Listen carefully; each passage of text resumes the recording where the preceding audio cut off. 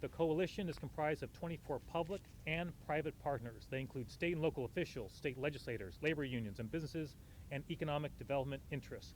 One thing I just will say at the outset, without sort of getting too much in the legality of it, is when a state AG brings a lawsuit, and I have a little bit of experience on this, when a state AG brings a lawsuit, as an attorney general, you are limited to articulating harm specifically to state government. Okay, that's the role of the attorney general, the harm to state government. In amicus brief, what we call this friend of the court brief, as governor, when I file that brief with all the partners, I can articulate a broader set of harms. In other words, it's not limited just to the harm to state government specifically, but rather, as you will hear, from workers, from consumers, from private businesses. That is something that we can do in an amicus brief that state AGs cannot. So I've been in touch with the AGs in the lawsuit. They obviously welcome this brief because it does tell a broader story, and that helps with the lawsuit that is pending right now. We appreciate being joined by the following individuals who you'll be hearing from. John Holden, President of the International Association of Machinists and Aerospace Workers, District 751. Suzanne Dale Esty, Executive Director of the Washington Economic Development Association. And you'll also hear from one of the two lawyers who have been working on this case, Steve Fogg and Catherine Joy. They're from Core Cronin. Again, I just want to emphasize they volunteered to do this work for free, so there's no cost to the taxpayers for bringing this brief, and we deeply appreciate their work. I'm also joined by Kristen Vineski, who's my legal counsel, as well as many other folks who've been involved in putting this brief together and bringing together this coalition. So let me briefly explain how we got here, why we're supporting this multi-state lawsuit. We'll talk about Washington's unique harms and disproportionate impacts, and then you'll hear from our speakers. And of course, we're happy to take your questions. The speakers are also all available to answer your questions one-on-one afterwards if you have one-on-one questions as well. So President Trump has issued, as you know, multiple executive orders announcing higher tariffs on virtually every nation in the world. Tariffs on most products from China, for example, are 30%. 25% tariff on many products from Canada and Mexico. 10% tariffs on most products from the rest of the world. These reckless, erratic, and illegal tariffs have thrown the global economy into chaos. American working people and consumers, including Washingtonians, are paying the price. The Constitution is clear. Congress, not the President, ultimately has the power to impose tariffs on global trade. In response, last month, a coalition of state attorneys general filed a lawsuit to block these illegal tariffs. Our brief supports their legal challenge. And as I mentioned, it allows us to share impacts to the state of Washington. We have private interest and local governments represented in our brief. And in short, this provides a more comprehensive picture of the harm caused by these illegal tariffs. In moving forward with this brief, been mindful of the fact that many law firms have been reluctant to stand up to the administration. So I just want to say another special thank you to Core Cronin and the attorneys here who are willing to do that at a time when it's been well documented there's been a reluctance of some firms to do that. And so just as a lawyer, speaking as a lawyer as well, I just deeply appreciate their willingness to do this. We also appreciate the Attorney General's office appointing them as Special Assistant Attorneys General to work pro bono so we could file this lawsuit. So just to be clear, in order to make this work, Nick Brown, our Attorney General, he's the one who we appreciate, made this appointment so they could work with us on this brief. If these tariffs continue, this is going to cost members from the unions you're going to hear from their jobs potentially. Our coalition also includes business owners. We'll give you an example. North Cascades Builders Supply has operated for 27 years in rural Okanagan County. Greg Goad from that business is here. Greg, where are you at? Over my left shoulder. Thanks for being here, Greg. Greg is here. This business has imported windows from one Canadian manufacturer for more than 25 years. It's the cornerstone of their business. The uncertainty caused by those tariffs has caused them to lose large projects totaling $250,000 in sales. That is just one example of one business here in Washington State being impacted by these tariffs. But Greg and his business, they are not alone. Other coalition partners have shared stories about rebidding projects due to increased costs, disruption to the aerospace supply chain, and increased construction costs at a time when housing is increasingly expensive. It's difficult to predict the full extent of the harm these tariffs will cause Washington State, but it's clear they will be significant. Our state is the 9th largest exporter of goods in the United States. Washington State has shipped $58 billion worth of goods to the world last year.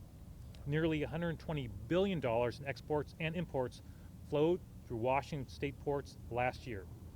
As of 2022, the export of Washington goods supported approximately 160,000 jobs statewide. That's 18% above the national average. The countries with the highest Trump tariffs, China, Canada, and Mexico, account for nearly half of Washington's imports. These tariffs alone are projected to add $4 billion in costs to Washington state imports from those countries. Altogether, the illegal tariffs could cost Washington companies an estimated $18 to $21 billion. That's a statistic from the Washington Council on International Trade. I also want to add that these tariffs and the retaliatory tariffs from our biggest trade partners have ripple effects that hit small businesses particularly hard. Of the more than 12,000 companies that export goods from Washington state, 90% are small and medium-sized businesses. Smaller manufacturers operate on tighter margins with less flexibility to absorb these increased costs. That means retaliatory tariffs from other countries are particularly harmful to those manufacturers. And let's just be clear, these tariffs amount to a tax on Washington families.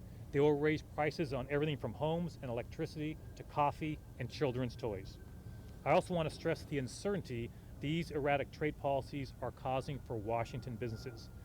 Businesses rely on stability and certainty in doing business. You talk to anybody who runs a business, and I've talked to plenty, that is the one thing I hear over and over and over again. Whether it's certainty from the state government in the way we regulate, or certainty from the global market.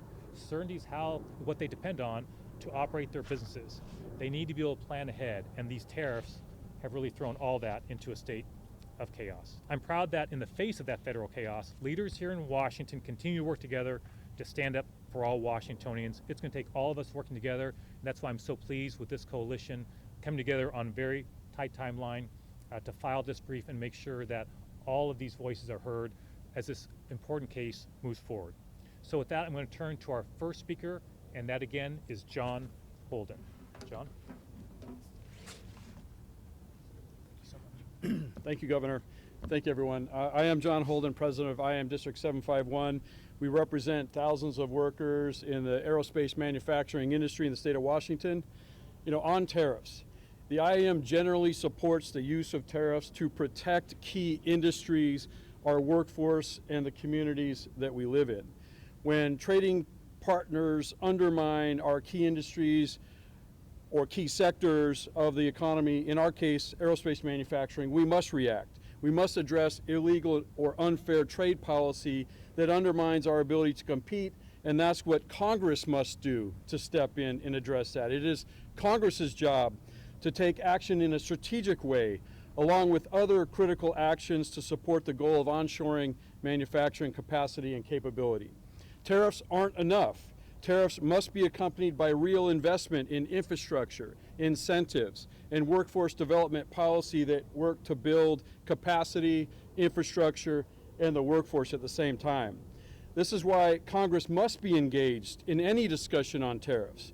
For tariffs to be meaningful, there must also be legislation that encourages industry to build infrastructure and capacity. Legislation that requires state-registered apprenticeship programs and apprenticeship utilization that builds the workforce in a way that industry and workers together succeed in meeting the needs of the future. The chaotic use of tariffs has done none of that.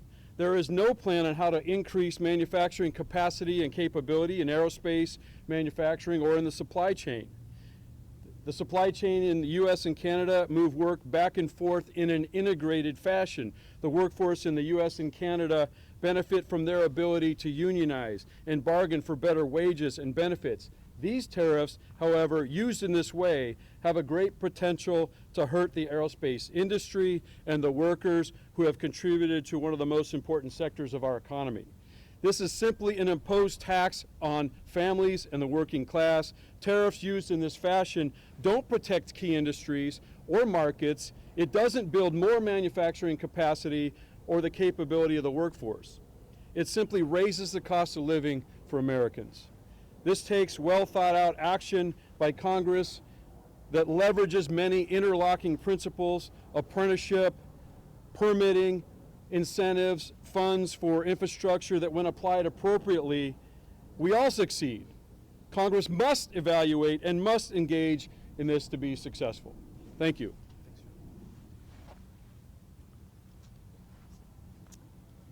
Good afternoon. When our organization, the Washington Economic Development Association, and I serve as the executive director, and WEDA represents 200 economic development organizations across the state. When we were asked to join and state our position against the federal tariffs implemented and proposed in recent months, we didn't hesitate.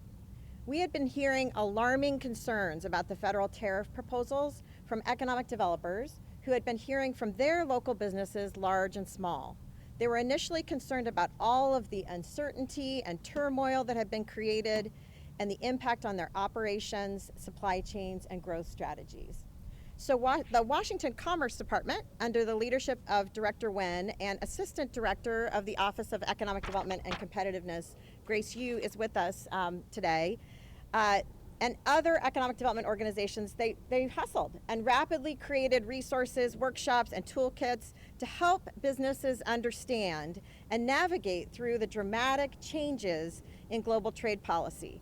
More recently, we are now facing very real and very deep economic impacts, serious interruptions to supply chains, job layoffs, and potential revenue losses in the billions of dollars, and the overall drastic threats to Washington State's economic development, economic competitiveness caused by federal tariffs. Our organization and our position on this issue is not partisan. It is about jobs, jobs which support families and jobs which support communities. Our work is all about economic vitality and economic opportunity. Our position is also about the protection of family farms and generationally owned, family-run small businesses. As you have heard, Washington is one of the most trade-tied states in the nation, with 40% of our jobs tied to international trade. So Washington State is truly on the front lines in these trade wars, and the stakes are obviously very high. As John said, tariffs can be a smart tool, but they have to be employed strategically and methodically. We actually want our companies thinking globally and exploring new markets, but trade relationships are established and they flourish when there is trust and stability, and they are threatened when there is chaos and risk. The appalling instability our employers, workers, families, and communities have faced in recent months has been far-reaching. It has impacted farmers in Eastern Washington, maritime businesses here in Puget Sound and statewide, our ports, and Washington's really incredible industries, from aerospace to technology, retail, timber, life sciences, and again, companies large and small. One of Washington's greatest economic strengths is the diversity of our economy and the globally facing companies that are headquartered here and that do business here. This diversity is at serious risk because of these policies and proposals and the sweeping, inconsistent, ever-changing, and haphazard manner in which they have been put forward. Repealed, partially repealed, it really has been quite a confusing roller coaster ride for so many of us. This confusion and uncertainty has created a broader economic impact to the service sector, our restaurants, the tourism and hospitality industries, and small businesses. And as concerns, anxieties, and cost increases have reached really families' kitchen tables, the ripple impact is now hitting philanthropic giving to our nonprofit organizations, and even as a mom, I'll say families, well-being, and workers' mental health. So we are asking for the courts and policymakers to recognize the turmoil that has been created and pause and reconsider the severity and impact of these harmful policies. I also wanted to quickly mention that economic developers are ready and available to support our businesses as they continue to navigate through this. We are here to serve you. We can share information and ideas about possible supply chain adjustments, alternative sourcing, resources such as the state shared work program to manage labor costs. There's a great program called the Foreign Trade Zones, which helps defer tariffs until products enter the U.S., legal expertise, and so much more. Washington's economic strength has always come from our ability to connect with the world. By working together, businesses, labor, communities, and partners at every level, we can support economic resilience, protect jobs, and keep opportunities growing across our state. Governor, I want to thank you for your leadership and commitment to Washington's diverse economy, to economic vitality and opportunity, and for your advocacy for our entire state. Thank you.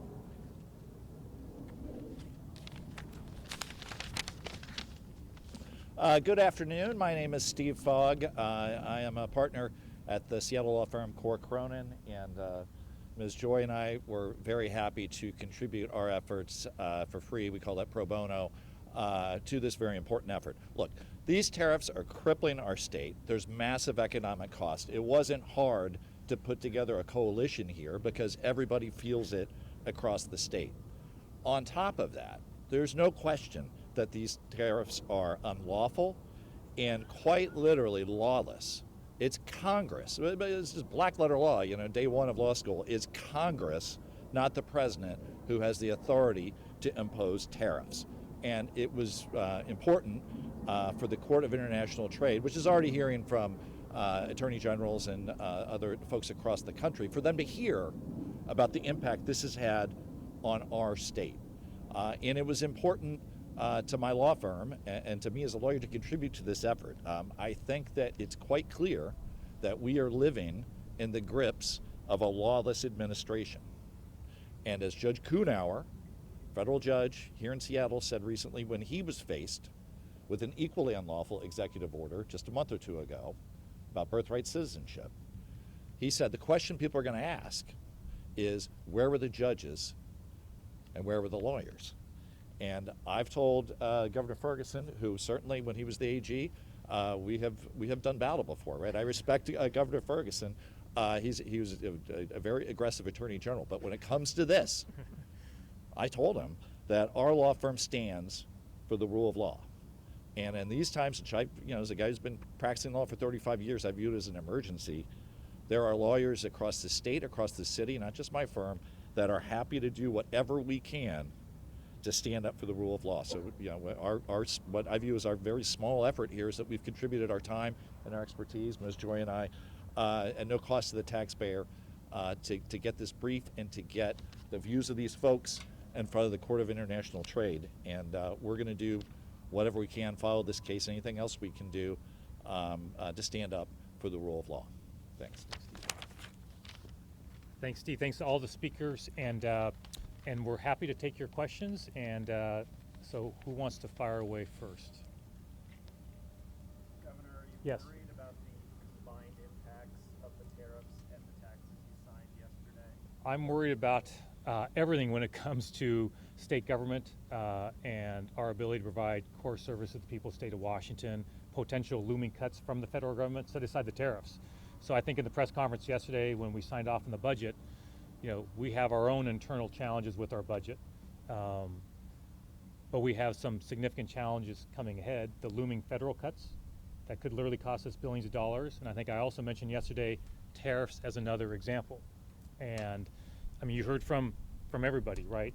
The impacts could be profound for our state. They are profound for our state now and could continue to be even more pronounced. So yes, as a governor, I'm deeply concerned about what's happening, which is why we're taking the step of making sure that the voices of Washingtonians are heard before this court as it makes an important decision about the future of these tariffs.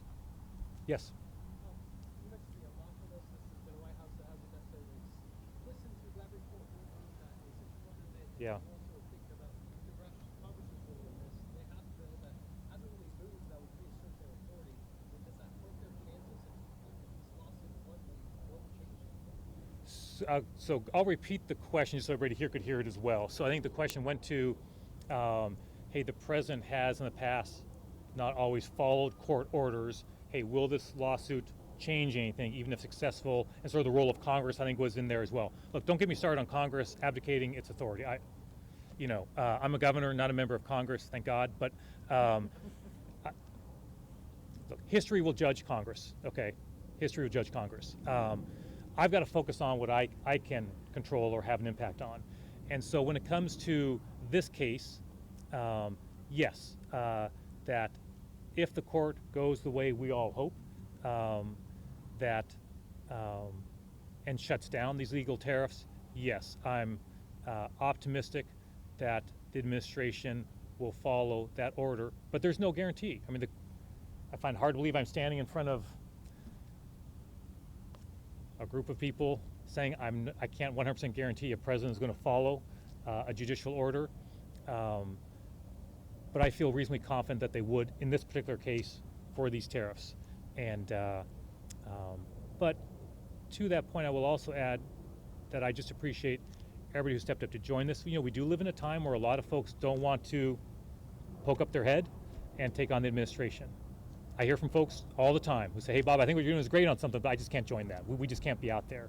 That's why I appreciate everybody who's here physically, who signed on, law firms, because that's what it takes to push back. So we feel confident about the case, glad the voice is being heard, and trust the president will follow the rule of law. Governor, I wanted to ask about your engagement with the administration.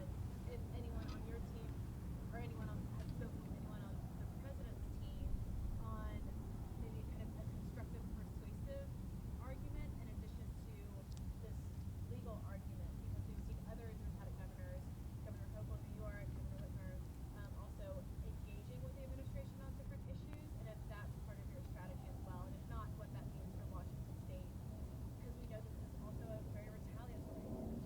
Yeah. Look, I'm always open to a conversation with anybody, but I think the president's views on this are crystal clear, okay? And so what I believe is being productive with my time and the time of others as well. I believe that. And I think the most productive way to put a stop to these illegal tariffs is by taking this action, for sure. Also, time is of the essence, right? That there's a court case, there are hearings, this case is moving, it's moving quickly, and that's why it needs to happen. As opposed to the retaliatory side, you know, it's, I'm mindful, I'm mindful of that, but I just believe that as a governor, and back when I was Attorney General, I can't let the concern that the administration may retaliate against my state because I'm standing up for my state, I can't have that determine my decision making. I just can't. So that doesn't mean I'm not mindful of it or aware or try to make sure I'm having conversations about what that might look like. In contrast, what I would say, this is really a time right now where folks need to speak out, okay, and not be scared of standing up for honestly what's right. And Congress isn't doing that, that's on them. I have a role, I plan on using that role. Everybody here has a role, they're using their role, they're using their ability to effectuate change. And so, mindful of it, of course, I'm not dumb, I understand what's going on, but for me, everybody's got to make their own choices, but I don't want to look back, when I'm done with public service and feel like I pulled my punches. I just don't want to do that. And if I could follow up on the tariff bill into that, Mhm. there are some in his administration who's put the tariffs a little bit softer, it seems. Yeah. So there could be room for engagement, maybe not with the president himself, with other members of his team. Yeah. Is that something that you'd be supportive of? We're open to conversation. We've had conversation with congressional delegation members. We're open to that. But I want to be clear on this. This has been moving quite quickly, right? And so we're not ruling out future conversations by any stretch, but the court's making decisions soon. We want to make sure we had our voice there. Yes, go for it, yeah. I just wanted to talk more about the harm specifically to the ports. Have you seen any data that shows volumes down? Yep. That we're less competitive here in Washington? So the end question went to ports. We have folks here from the ports. I welcome anyone who wants to step on up on this. I think I've seen Ryan coming up, by all means coming up. So I have thoughts, but I think I'll let the experts, and Ryan, do you want to introduce yourself just for folks? Yeah, go for it. Thanks for the question. My name is Ryan Calkins. I'm a commissioner here at the Port of Seattle and also for the Northwest Seaport Alliance. What we've seen so far is a slight reduction over the last couple of weeks associated with the earlier round of very high tariffs.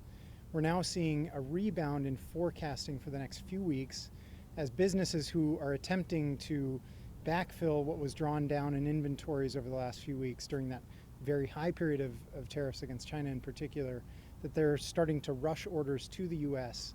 in anticipation of the end of that 90-day pause with China. So we're seeing a roller coaster, which for us is not the optimal way to operate a port facility. We really want a steady stream rather than peaks and valleys.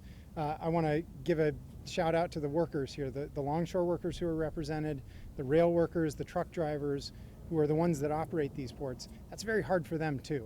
You know, we'd love to be able to have a steady stream of traffic. And in longer term, what's been hard for us hearing from the businesses who use the ports both to export and import, particularly our agricultural producers in Eastern Washington, the challenge right now is knowing what the tariff rate will be when their products are ready to go to market. You're planting seeds now in the spring for harvest in the fall, and if you don't know exactly whether you'll be able to sell your soybeans to China or your corn to Southeast Asia, what does that mean for how you plant now? And unfortunately, I think it means that a lot of businesses are choosing to be conservative. And the knock-on impacts of that mean a drag on our economy generally. So my concern is that this uncertainty around tariffs is creating a real drag on the economy.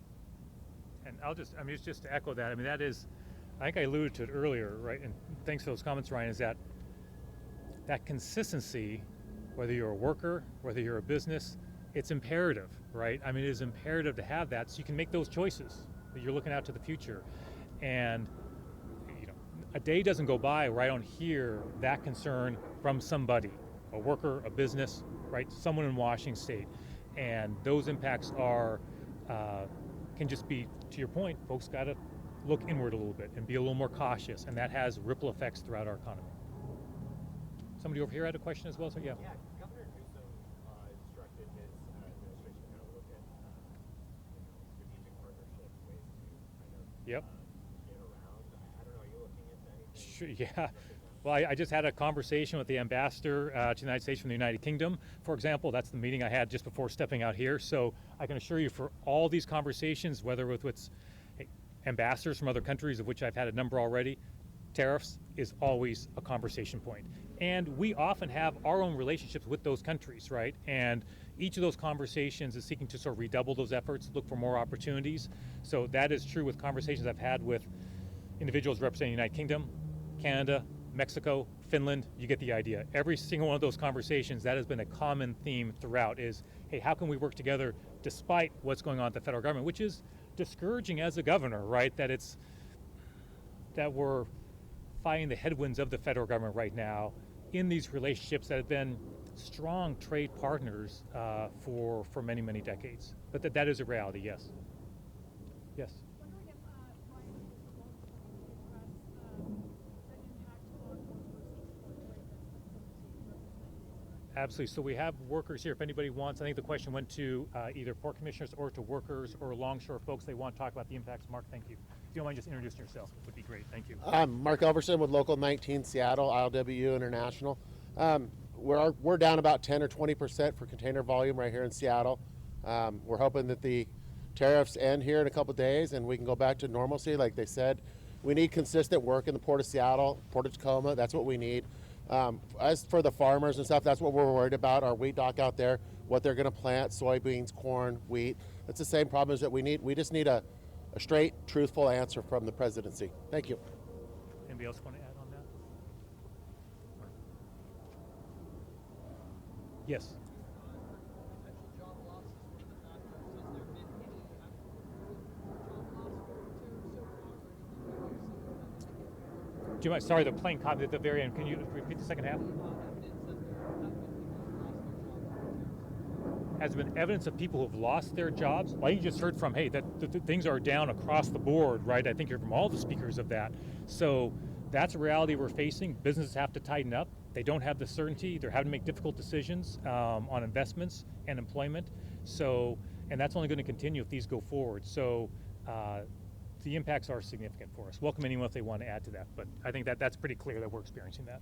Yes. I have one other tax question because of businesses. You mentioned yesterday that there are some taxes that you passed into law that you're kind of paying attention to. Yeah. Are there specific ones related to businesses that if they're really hurting, what action would you take going forward? Yeah, what I would say is that there are a number of revenues that were adopted by the legislature sort of late in the process. I don't mean this is a criticism, I want to be clear, right? But they were adopted relatively late in the process, and there maybe was not as much public conversation as we would like. And so, from my standpoint, what I tried to make clear was, as I move forward to adopt proposing my budget for the first time, right, later on this year for the supplemental, is we'll be revisiting each of those revenue sources to make sure that there are not any unintended consequences in the adoption of any of those revenue sources. And as we move forward, do we still need all of those going forward as well? Some of that's going to be impacted by the conversation we're having now, right? The impact of tariffs, the impact of federal cuts on programs we have in Washington State. But when it comes to my proposed budget for the supplemental, yes, we'll be looking at everything that's been adopted, taking a fresh look, having conversations with businesses across our state. Those conversations are already ongoing. I'm hearing from folks, I'm talking to folks. Those will be ongoing to make sure that we get it as right as possible. Any last questions? Any final thoughts from any of our speakers, by the way? John, anything you want to add before we wrap up? Okay, good. Suzanne?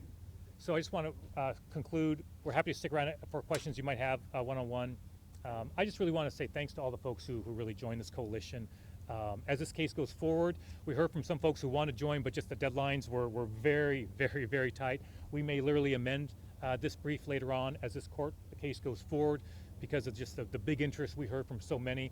But many organizations, you know, might have a process in order before they can sign on to a brief like this. But just really appreciate those who are stepping up. These briefs make a difference. You know, as someone who spent 12 years as Attorney General, these amicus briefs are important. Courts weigh them, and they make a difference. So I'm just deeply appreciative of everybody who's here today and others who couldn't make it today for their work. And we'll look forward to answering additional questions you may all have. Thank you so much, everybody. Really appreciate it. Hey, thanks, everybody. Appreciate it. Yeah, thanks so much. Yeah. Good job. Thank you. Yeah, appreciate it. Hey, thanks for being here. Thanks so much. Yeah, keep help you guys. Thank you so much. I'm glad you're here. Yeah. Hey, how are you?